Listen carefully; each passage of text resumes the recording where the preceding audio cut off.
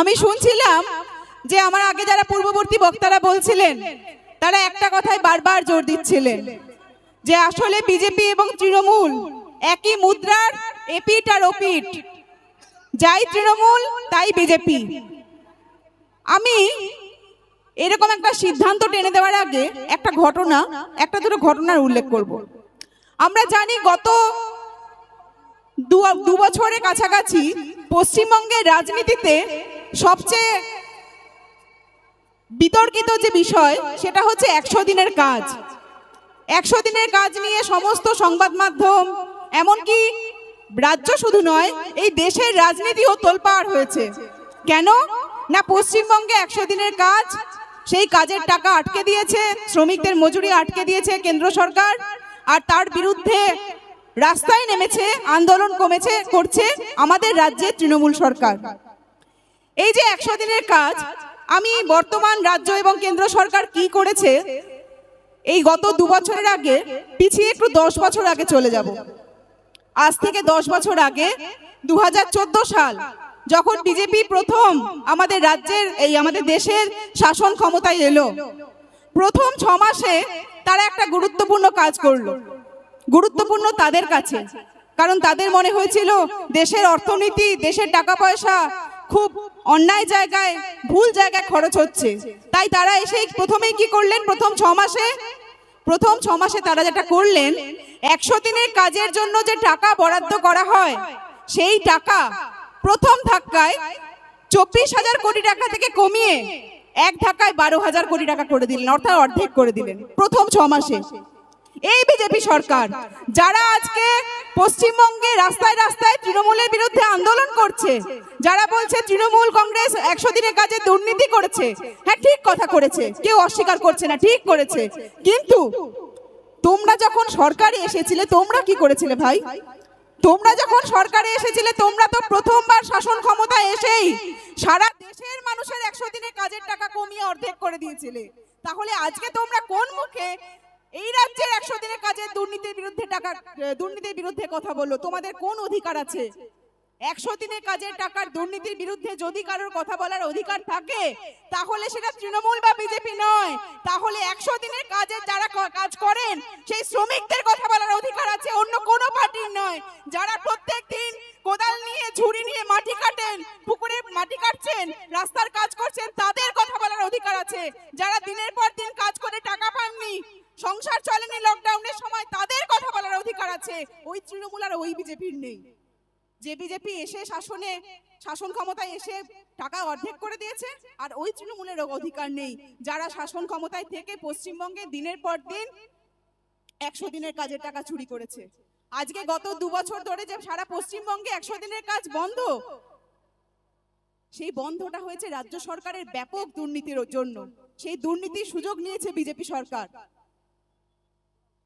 আর আমি একটা অন্যদিকে চলে যাই 100 দিনের কাজের প্রসঙ্গে। আজ থেকে 1.5 বছর আগে যখন প্রথম এই আওয়াজটা উঠলো, যখন প্রথম খবরের কাগজে লেখালেখি শুরু হলো যে কেন্দ্র সরকার টাকা বন্ধ করে দিচ্ছে 100 দিনের কাজের মজুরির, তখন কিন্তু 100 দিনের কাজের শ্রমিকদের মজুরির দাবিতে পশ্চিমবঙ্গ থেকে একজনই চিঠি দিয়েছিলেন প্রধানমন্ত্রীকে। তিনি আর কেউ নন, তিনি নওশাদ সিদ্দিকী, আইএসএফ এর চেয়ারম্যান, তিনি ভাঙড়ের বিধায়ক। তিনি সেই নওশাদ সিদ্দিকী কিন্তু চিঠিটা দিয়েছিলেন। তখন কিন্তু মমতা ব্যানার্জি চিঠি দেননি, কি পশ্চিমবঙ্গের তৃণমূলের অন্য কোনো নেতা মন্ত্রীকে কোনো কথা বলতে দেখা যায়নি। তারা বোধহয় ভেবেছিলেন এটা একটা সেটিং হয়ে যাবে, হয়তো কিছু ওই প্রধানমন্ত্রী আর মুখ্যমন্ত্রীদের মধ্যে আলাপ আলোচনার মধ্যে দিয়ে এটা সেটিং হয়ে যাবে, সাধারণ মানুষকে কিছু টাকা দিয়ে ব্যাপারটা চুপচাপ মানে সেটেলমেন্টের দিকে যাওয়া যাবে। কিন্তু সেই সেটেলমেন্ট হয়নি। সেই সেটেলমেন্টের জন্য অপেক্ষাও করেনি আইএসএফ গত 3 বছর ধরে পার্টি প্রতিষ্ঠার পর থেকে প্রত্যেকটা কোনায় কোনায় দেখা যাচ্ছে যেখানে সাধারণ মানুষ বঞ্চিত হচ্ছেন, সাধারণ মানুষের অধিকার খর্ব করা হচ্ছে, সেইখানেই ছুটে যাচ্ছেন আইএসএফ এর নেতৃত্বরা। আপনাদের নিশ্চয়ই খেয়াল আছে, আজ থেকে 1 বছর 2 মাস মতো আগে যখন আইএসএফ এর প্রতিষ্ঠা দিবস উপলক্ষে ধর্মতলার সেই ঐতিহাসিক সমাবেশ, যে সমাবেশে রাজ্য পুলিশ অন্যায়ভাবে আইএসএফ এর উপর আক্রমণ নামিয়েছিল, ভাঙড় থেকে যখন আমাদের সাথীরা ধর্মতলার প্রতিষ্ঠা দিবসে প্রোগ্রামে অংশগ্রহণ করতে আসছেন, হাতিশালাতে তাদেরকে আটকে দেওয়া হয়। আরাবুল ইসলামের মতো তৃণমূলের একজন দুষ্কৃতী যে আজকে জেলে আছে, আমরা তখন দাবি তুলেছিলাম যে তার জেলে থাকা উচিত। যিনি যার জন্য ভাঙড়ে সন্ত্রাস চলছে, যার নেতৃত্বে, সেই আরাবুল ইসলামকে গ্রেপ্তার করছিল না বলে হাতিশালাতে তৃণমূল আটকে দিয়েছিল আইএসএফ এর কর্মীদেরকে। সেই আটকে দেওয়ার প্রতিবাদে যখন গণতান্ত্রিক আন্দোলন হয়, সেই আটকে দেওয়ার প্রতিবাদে যখন ধর্মতলার সমাবেশ থেকে আওয়াজ ওঠে, তখন কিন্তু অন্যায়ভাবে পুলিশ কোনো কাউকে কোনো ওয়ার্নিং না দিয়ে, কোনো ইনফরমেশন না দিয়ে অন্যায়ভাবে লাঠিচার্জ করেছিল। এই বাংলার ইতিহাস যেটা আজ পর্যন্ত দেখেনি, একজন বিধায়ককে, একজন পীরজাদাকে টানতে টানতে হেঁচড়াতে হেঁচড়াতে জেলে গ্রেপ্তার করা হয়েছিল।